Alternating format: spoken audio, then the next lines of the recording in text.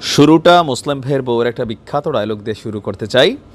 হয়তো আপনাদের অনেকের এলাকায় এই ডায়লগটা পরিচিত। আগিলা দিন নাইরে নাতি, খাবলায়া খাবলায়া চিনি খাইতি। খাবলায়া মিন্স হচ্ছে মন মতো এরকম আমার হাতের পাঞ্জায় যা ওঠে তাই নিলাম আর গপাস গপাস করে খেয়ে ফেললাম। হ্যাঁ, একটি জুটি পাই তেমনি করে নাকি অমনি করে গপাস গপাস খাই। তো সেই গপাস গপাস খাওয়ার দিন শেষ হয়ে গেছে।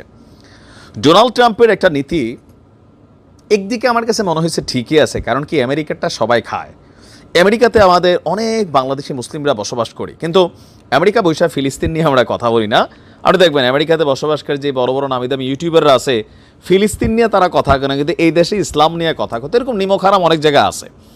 তো আমেরিকারটা খায়াটাইয়া সবসময় আমেরিকার সমালোচনা করে। তো ট্রাম্প জিনিসটা ফোকাস করছে যে দেখো এই গরিব মিসকিন রাষ্ট্রগুলা খায় আমাদের বিভিন্ন ইস্যুতে, আবার আমাদেরকে নিয়ে বাড়াবাড়ি করে সমালোচনা করে। তো ক্ষমতায় আসার পরে আমেরিকা ফার্স্ট যেই তার রুলস সাইন করার পর আমরা দেখলাম ভিন্ন কিছু। দেখেন, বন্ধু গ্যান্ট্রিভিচ বাংলাদেশে আসছে, ট্রাম্পের বন্ধু, বিশাল বিনিয়োগ করতে। ব্যবসায়িক, ট্রাম্প একজন ব্যবসায়ী, সো তার প্রশাসনে যারা কাজ করেন, তার যারা ক্লোজার পার্সন আছেন, সবাই হচ্ছে ব্যবসায়িক মেন্টালিটির।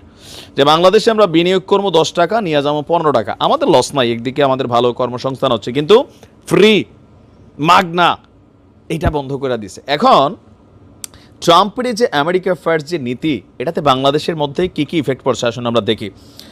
এই নীতিকে সামনে রেখে যে সকল বৈদেশিক সহায়তা কর্মসূচি বন্ধ করে দেওয়া হয়েছে, আর আপাতত 3 মাসের জন্য এই স্থগিতাদেশ দেওয়া হলেও বাংলাদেশে চলমান শতাধিক প্রকল্পে এর প্রভাব পড়তে যাচ্ছে। আমেরিকার কথা হচ্ছে কি, বিনিয়োগ কর্ম, ডক্টর ইউনূস ব্যবসা কর্ম, কিন্তু ওই ফ্রি যা আছে সব বন্ধ। এর ফলে দেখেন আমরা কী কী পড়ছি। বাংলাদেশের খাদ্য নিরাপত্তা, স্বাস্থ্য, সুশাসন, শিক্ষা, পরিবেশ সংরক্ষণ সহ বিভিন্ন খাত যেমন ক্ষতির মুখে পড়তে যাচ্ছে, বিপদে পড়তে যাচ্ছেন। এই সংশ্লিষ্ট যে প্রকল্পগুলো চালু আছে এখানে চাকুরিরত কর্মকর্তারা। তবে রোহিঙ্গাদের খাদ্য ও পুষ্টি কার্যক্রমের অর্থায়ন বজায় থাকবে, প্রেস উইং জানাচ্ছে, বাট আমরা এরপর আর কোনো তথ্য পাইনি। তো বলা হচ্ছে যে আপনার 2017 সাল থেকে রোহিঙ্গা সংকট মোকাবেলায় $2.5 বিলিয়ন বেশি মানবিক সহায়তা প্রদান করেছে যুক্তরাষ্ট্র। আর এর বাহিরে আপনার গত 50 বছরে বাংলাদেশের জনস্বাস্থ্য, শিক্ষা, জ্বালানি, পরিবেশ, খাদ্য নিরাপত্তা, প্রাকৃতিক দুর্যোগ মোকাবেলা এবং আরও অনেক ক্ষেত্রে $8 বিলিয়ন বেশি সহায়তা করেছে যুক্তরাষ্ট্র। সর্বশেষ 2021 সালে বাংলাদেশকে $500 মিলিয়ন, 2022 সালে $470 মিলিয়ন, 2023 সালে $490 মিলিয়ন এবং 2024 সালে $450 মিলিয়ন আপনার শুধু আমেরিকা বাংলাদেশকে অন্যান্য খাতে সহযোগিতা করছে।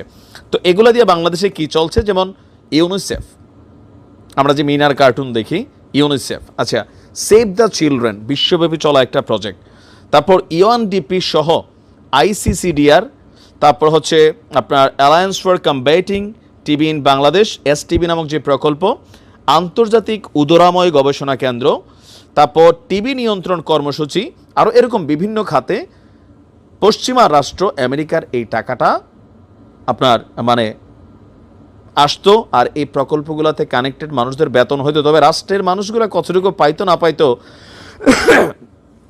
রাষ্ট্রের কাজে আসলে কতটুকু ব্যয় হইতো, সেটা আগের সরকারগুলো ভালো জানে। তো সার্বিক পরিস্থিতি নিয়ে নাম প্রকাশে অনিচ্ছুক একজন কর্মকর্তা বলছেন সেভ দ্য চিলড্রেনে, তিনি বলছেন আমরা আতঙ্কে আছি যে এই প্রকল্পগুলোর সাথে অনেক মানুষ আপনার যুক্ত। তো এসব বিষয় নিয়ে বলা বলি করে নতুন করে আতঙ্ক না ছড়ানোর ব্যাপারে আমাদের নির্দেশনা আছে, যে আমরা যেন চাই ক্ষতিকর কিছু না হোক। তো বাংলাদেশের বিভিন্ন এই প্রজেক্টগুলোতে কর্মরত মানুষ সবাই তাদের টেনশন যে আপনার এই মুহূর্তে আসলে কি ঘটতে যাচ্ছে। তো সব কিছুই যদি বলা হচ্ছে যে সব কিছু US ফান্ডেডে চলে না, কিন্তু অনেক কিছুই চলে, যেমন আপনার প্রভাব পড়বে টিকা, স্যানিটারি পণ্যে। USAID পরিচালিত বেসরকারি প্রতিষ্ঠান সূর্যের হাসি ক্লিনিক, এগুলো ছোটোবেলা থেকে কিন্তু আমরা দেখা বড় হয়েছি। সেখানে যে বিনামূল্যের EPI টিকা দেওয়ার পাশাপাশি পরিবার পরিকল্পনার জন্য বিনামূল্যে গর্ভনিরোধক ট্যাবলেট, কন্ডোম বিতরণ সহ নানান সেবা দিয়ে থাকে। তো এগুলো কিন্তু এখন সব কিছুই বন্ধ হতে যাচ্ছে। আর বাংলাদেশের স্বাস্থ্যসেবায় বড় ধরনের সহযোগিতা যুক্তরাষ্ট্র করে থাকে, পুষ্টিসহ আরও বিভিন্ন কার্যক্রমে। USAID অর্থায়নে আপনার ফিড দ্য ফিউচার নামক একটা প্রজেক্ট চলমান আছে সম্ভবত।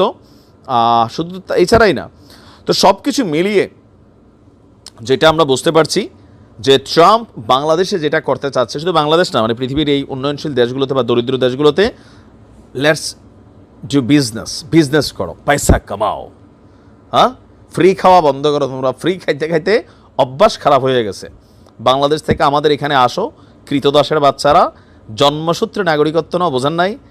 আমেরিকাতে যে জন্মসূত্রে নাগরিকত্ব প্রথাটা চালু হয়েছিল, কৃতদাস যারা মার্কিনীদের সেবা শুশ্রূষা করতো, আছে না, যেমন আমরা কাজের মানুষ রাখি, তো এক যুগে যখন দাস প্রথা ছিল, এই মার্কিন সাম্রাজ্যের তৎকালীন সময়ের প্রেক্ষাপটে তাদের সেবা শুশ্রূষা করার জন্য, বংশ গোলামি করার জন্য কৃতদাসদের যে সন্তানরা, তারা এখানে জন্মগ্রহণ করলে তাদেরকে নাগরিকত্ব দিত। তো ট্রাম্পের নির্বাহী আদেশ আসার পর এটা অনেকটা চ্যালেঞ্জিংয়ের মুখে পড়েছে, বা ট্রাম্প বলছে এটা হবেই। তো এখনও আমাদের দেশ থেকে যারা যায়, ম্যাক্সিমাম মানুষ সেখানে গিয়ে রিফিউজি, তারপর হচ্ছে আপনার পলিটিক্যাল মামলা, নানান ধরনের অভাবী, মিসকিন, গরিব, আমরা এগুলো সাজাই কিন্তু এসব উন্নত বিশ্বে গিয়া মানে আমরা নাগরিকত্ব নেই অথবা সেই দেশে আশ্রিত হই। তো ট্রাম্প বলতেছে এগুলা বন্ধ। তার মানে ট্রাম্প সাইরানা দিয়া 400 কোটি টাকার ব্যবসা করে ফেলছে, বিষয়টা বুঝতে পারছেন? দেখা যাক আরও কী কী ঘটে।